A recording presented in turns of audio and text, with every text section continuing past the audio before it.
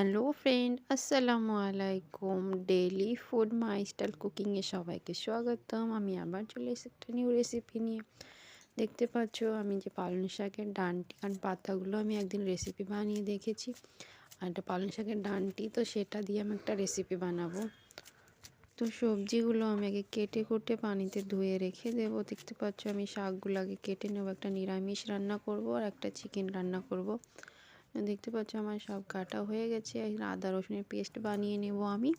তো আদা রসুনের পেস্ট বানানোর জন্য আমি আগে এগুলা নতুন রসুন, তাই আমি ছিলকাগুলো তুলবো না, মিক্সিতে পেস্ট হয়ে যাবে। তো এরকম করে আমি সব ছাড়িয়ে নেব, আদা রসুনগুলো কেটে নেব। তো আমার এগুলো দেখো কাটা হয়ে গেছে, ধোয়া সব কিছু হয়ে গেছে। আর শাকগুলো একটু ধুয়ে নেব। তো দিয়ে দিলাম পতিলা গ্যাসে চাপিয়ে দিয়েছি। আর তারপরে দিয়ে দেবো পানি। পানি দেওয়ার পর একটু পানিটা ফুটবে, তার নুন আর একটু হলুদ দেওয়ার পরে দিয়ে দেবো যে শাকগুলো ধুয়ে রেখেছি, ওগুলো সব ঢেলে দেবো ওতে। ঢেলে দিয়ে ওগুলো ঢাকা দেব। ঢাকা দেওয়ার পরে এই যে রেসিপিটা আমি বানাচ্ছি খুবই টেস্টি হয় আর খুবই স্বাদ হয়, আমি তো খুবই বানাই। তো ঢাকা দেওয়ার পরে আমি পাশে একটা কড়াই নিয়ে নেব। কড়াইয়ে দিয়ে দেবো কটা বড়ি দিয়ে বানাবো আমি। তো বড়িগুলো আমি ওগুলো ভেঙে নেব।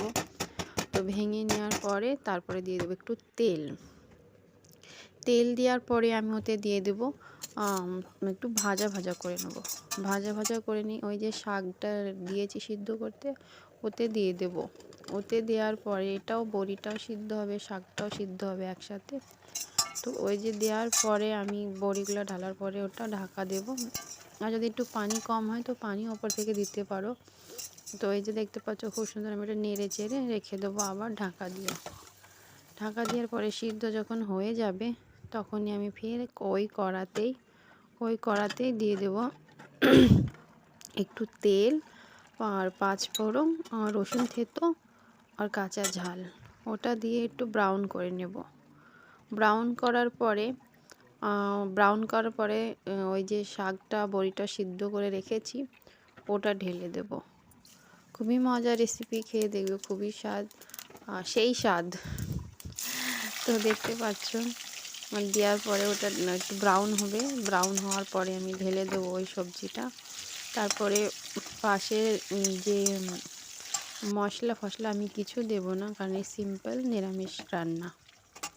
তো ঢালার পরে দেখতে পাচ্ছ খুব সুন্দর মজার একটা রেসিপি হয়েছে, এত সুন্দর কালার, খুবই টেস্টি। তারপরে পাশে চিকেন বানিয়ে নেব। তো দেখতে পাচ্ছ আমি একটা তেজপাতা, একটা এলাচ, একটা কাঠ নিয়ে নিয়েছি, দুটো শুকনো ঝাল, পেঁয়াজ কুচিয়ে চিকেনগুলো ভালো করে ধুয়ে নিয়েছি। খুব সুন্দর, চিকেনগুলোতে খুবই চর্বি আছে।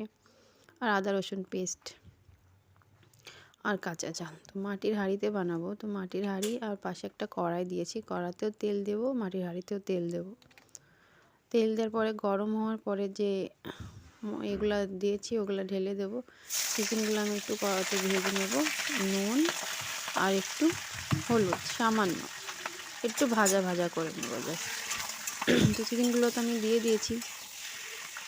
আর মাটির হাঁড়িতে আমি দিয়ে দেবো যে গোটা ও মশলাগুলো ঢেলে দেব।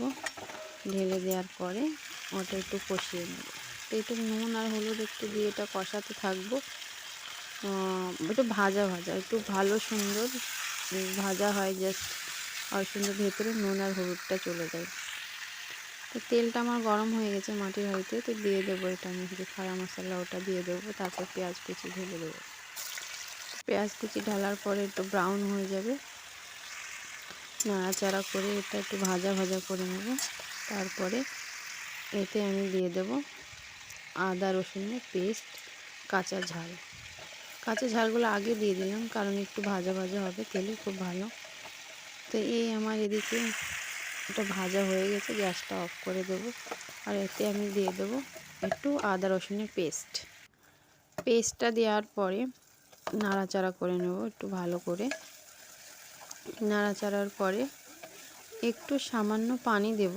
আগে একটু মশলাটা দিয়ে দেব, নুন হলুদ। আর এখন কারণ আমরা কাঁচা ঝালে রান্নাটা বেশি খাই, যে পেটের পক্ষে খুবই ভালো, যে কুটা যে লঙ্কাটা গুঁড়ো ওটা আমরা খুবই কম খাই, তো বেশি আমরা কাঁচা ঝালের রান্নাই করি। তো দিয়ে নুন হলুদ দিয়ে একটু কষা করে নেব। তারপরে একটু পানি দিয়ে মশলাটা আর একটু কষিয়ে নেব।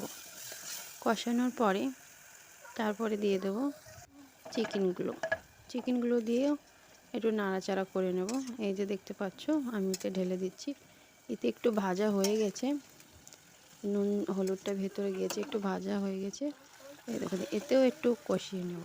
কষিয়ে নেওয়ার পরে ওতে জল দিয়ে দেব। কষানো দেখতে পাচ্ছ হয়ে গেছে, জল দিয়ে দিচ্ছি। তো জল দেওয়ার পরে দেখতে পাচ্ছ কত সুন্দর ওপরের যে তেলটা ভেসেছে, খুবই চর্বি। এতে জিরে ধনে গুঁড়ো পাউডার ঢেলে দেব। খুবই সুন্দর মাংসটা। এই দেখো সুন্দর করে এটা আমি ফুটে উঠছে, এটা ঢাকা দিয়ে দেব। ঢাকা দেওয়ার পরে এটা মধ্যে মধ্যে খুলে দেখতে পারো। তো খুবই সুন্দর যে ফুটছে, মধ্যে মধ্যে খুলে চেক করবে। তো এই দেখো আমার রান্নাটা রেডি। তো দেখতে পারো ফাইনাল লুকটা খুবই সুন্দর আর খুবই টেস্টি। আর মাটির হাঁড়ি রান্না তো একটা বাস আর টেস্টটাই আলাদা। তো আমার ভিডিও যদি ভালো লেগে থাকে তো প্লিজ লাইক, কমেন্ট, সাবস্ক্রাইব।